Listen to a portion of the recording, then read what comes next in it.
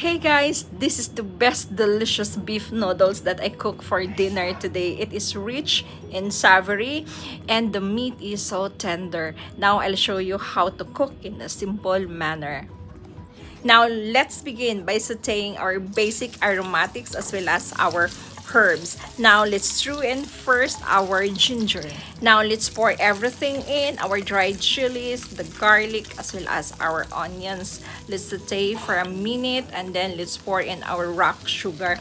This is not to sweeten but to balance the taste from our savory flavor from the condiments. And then let's add a small amount of tomato paste. This is to provide a subtle sweetness as well as the tangy taste for our umami flavor. And then oyster sauce for a more rich flavor. And then next to add is our chili bean paste. I'm sorry guys, but there is no substitute for this, as this is the key ingredients to obtain a rich and umami flavor in braising a meat. Okay guys, now it's time to add our beef. So I'm using the frozen beef cubes here.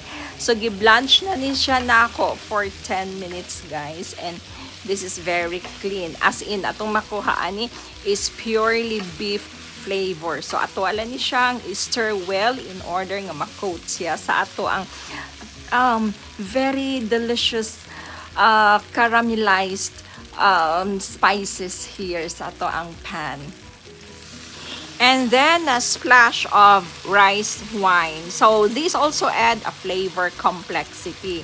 And then mo help po ni siya mo tenderize sa mga tough cuts of meat by breaking down the tissues and remove the undesirable odor na magi-odor ang meat during the cooking process.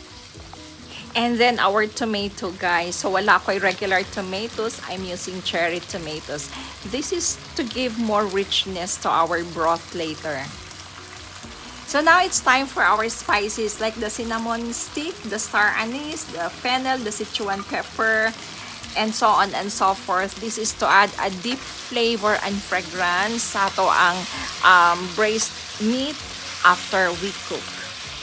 Now for our salty liquid seasoning, we use the light soy sauce. So this is a flavorful salt substitute as will enhance the complexity of flavor in the braised beef. Mo complements po din siya sa natural richness sa beef guys.